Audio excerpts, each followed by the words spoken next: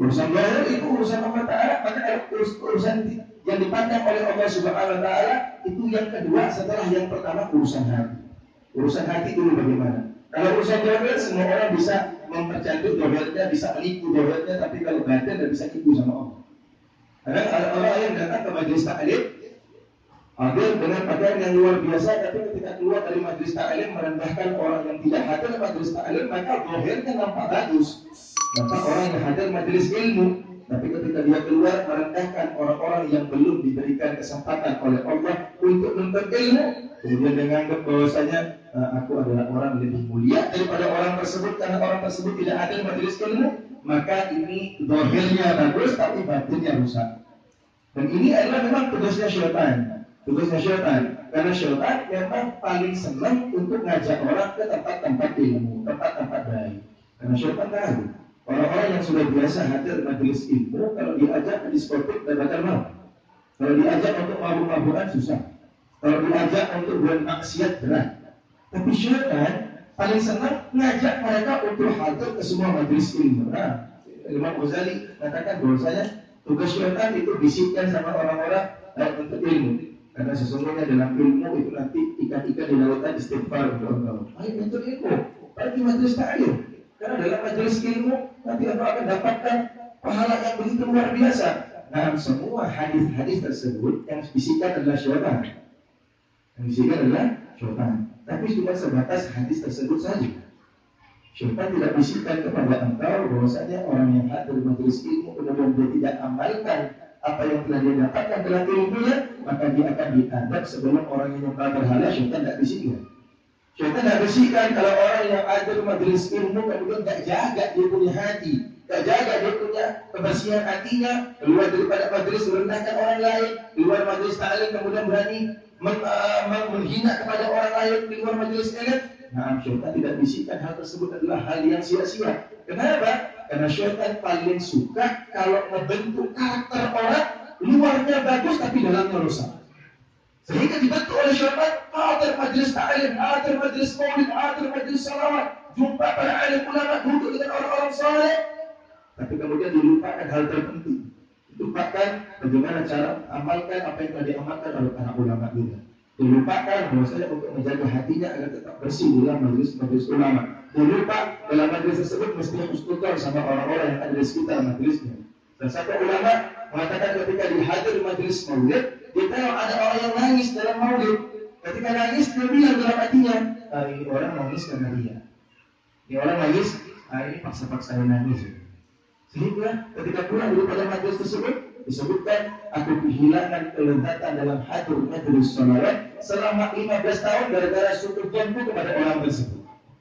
Gak bisa jaga hatinya sama orang tersebut.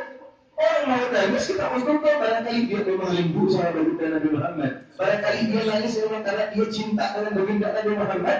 Maka orang tersebut juga kita lupa dalam majelis ilmu tersebut.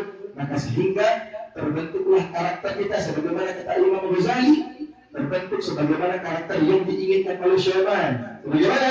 Luarnya nampak bingkisnya cantik, pakai kertas kado yang bagus, pita bagus, tapi dalamnya semuanya isinya adalah hal yang tidak bermanfaat. Akan tetapi tidak mustahil memang, tidak kita pungkiri. Duduknya kita dengan orang-orang saleh, hadirnya kita dengan majelis-majelis orang saleh akan mendapatkan keberkahan daripada orang saleh tersebut, sehingga insya Allah hati yang kotor akan dibersihkan oleh Allah Subhanahu Wa Taala. Hati yang penuh dosa akan diampunkan oleh Allah Subhanahu Wa Taala. Hati yang penuh dengan maksiat akan dikikis maksiat tersebut oleh Allah Subhanahu Wa Taala. Akan tetapi itu perlu dengan kesungguhan niat.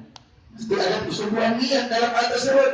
Maka alhamdulillah kita hari ini duduk dengan orang-orang saleh. Mungkin ada para alim ulama yang tidak saya sebutkan satu persatu. Begitu juga ada khusus kita duduk hari ini dengan Habib Haikal bin Husain Al-Qurus. Kita duduk di rumah Al-Habib Muhammad bin Ahmad Al-Abbas. Kalau para ulama menyebutkan inna dzikra shalihin tanzilur rahmah. Kalau Allah menyebut orang saleh bisa menurunkan rahmatnya Allah.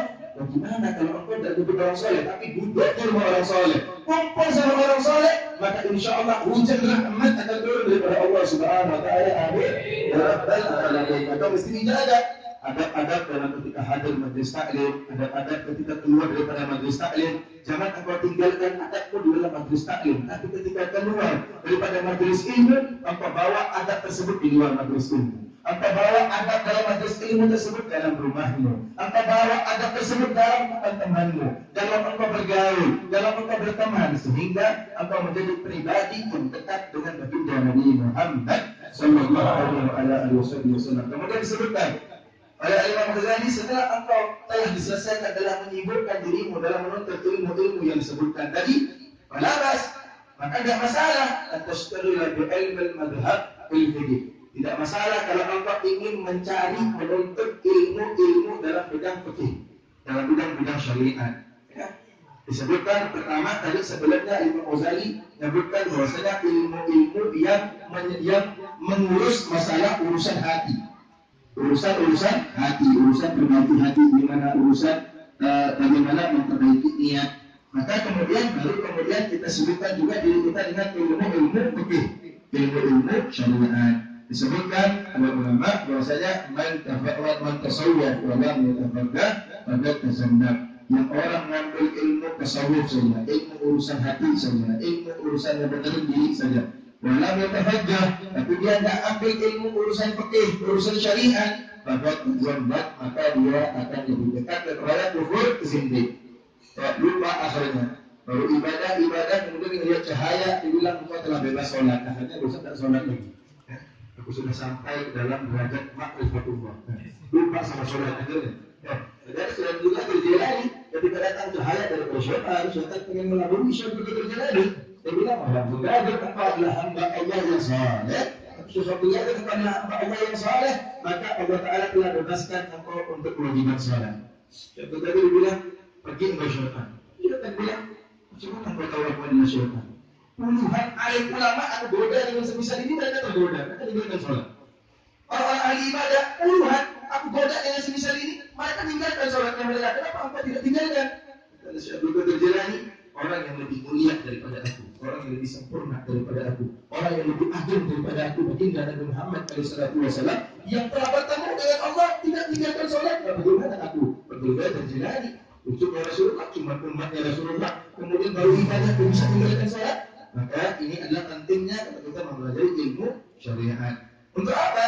Ini disebutkan oleh Imam Ghazali untuk mempelajari ilmu-ilmu fikih yang lain. Setelah kita belajar ilmu tasawuf, ilmu fikih yang fardhu ain. Fardhu ain maknanya urusan salat, urusan puasa, urusan zakat, urusan yang penting-penting yang untuk kita yang tidak boleh kita tidak pelajari. Urusan tentang sahnya wudu, sahnya salat. Oke, baik. Selepas urusan ini kita telah mempelajari semuanya. Gimana? Boleh kata Imam Ghazali untuk mengambil ilmu-ilmu perbandingan pendapat dan mazhab. Untuk apa? Kita alifadiyan furu' an-nadilah bil ibadat, supaya engkau tahu perbedaan-perbedaan yang jarang terjadi dalam ibadah. Perbedaan-perbedaan pendapat ulama yang terjadi dalam ibadah. Supaya tahu wa tariqu tawassut bainal khalqi fi husumat, agar engkau mendapatkan jalur tengah di antara perpecahan antar umat yang saling merebutkan antara urusan perbedaan-perbedaan yang jarang, perbedaan-perbedaan yang urusan furu'iyah, urusan cabang, bukan urusan usul, ya, urusan cabang. Disebutkan oleh Imam Ghazali. Kan? Disebutkan bahwasanya pada zaman baginda Nabi Muhammad pun, sahabat baginda Nabi Muhammad juga banyak yang berbeda pendapat. Ya, para ulama kita banyak berbeda pendapat. Ulama bilang pendapat seperti ini, ulama satu lagi pendapat yang lain. Maka ini biasa terjadi dalam ulama kita. Bahkan dalam zaman baginda Nabi Muhammad SAW, karena baginda Nabi Muhammad berpesan dengan sahabatnya, jangan kalian sholat asar kecuali kalian telah sampai di Bani Quraidah, dari tempat Bani Quraidah. Pesannya Nabi Muhammad, jangan engkau sekalian sholat asar kecuali kalian telah sampai di Bani Quraidah.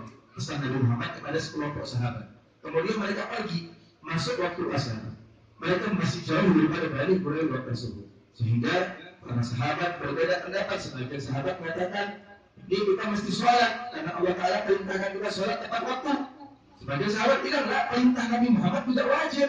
Nabi Muhammad bilang jangan sholat asar kecuali sampai di kampung Bani Quraidah. Gimana? Akhirnya sebagian sahabat yang megang kepada dalil bahwasanya sholat mesti tepat waktu, mereka sholat di awal waktu. Sebagian sahabat mereka sholat ketika sampai di Bani Quraidah. Sebagian ulama menyebutkan bahwasanya telah masuk waktu maghrib, sehingga mereka sholat asar sudah sampai di waktu maghrib. Mereka sholat. Ketika balik ke kota berjumpa dengan baginda Nabi Muhammad SAW, mereka ceritakan perihal tersebut dengan baginda Nabi Muhammad. Apa kata baginda Nabi Muhammad? Kata baginda Nabi Muhammad, dua kelompok benar. Kenapa? Dua kelompok megang dalil yang kuat. Yang pertama, dia megang dalil bahwasanya Allah Ta'ala perintahkan sholat di awal waktu. Benar. Yang kedua, kelompok kedua megang dalil bahwasanya amar perintah dari Nabi Muhammad adalah jangan sholat asar kecuali di Masjid Quraidho. Nah, dalam bab yang lain kita sholat asar tepat waktu. Tapi dalam bab ini ada khususiyah karena ada perintah Nabi Muhammad. Ada perintah yang khusus dari Nabi Muhammad, maka tidak masalah. Maka ikut perintah Nabi Muhammad dari sallallahu alaihi wasallam. Maka Nabi Muhammad bilang dua-duanya benar karena apa? Dua-duanya megang dalil yang kuat. Maka perbedaan pendapat boleh saja asal memegang dalil yang kuat. Bukan kemudian berbeda pendapat atas pendapat menurut pemahamanku. Tidak diterima oleh agama menurut hikmat, menurut pendapat saya. Tidak. Kalau ngomong mesti menurut pendapat ulama syar'i, menurut kitab apa, menurut dalilnya apa, Al-Qur'annya apa, sunnahnya apa, ijma'nya apa, qiyasnya apa.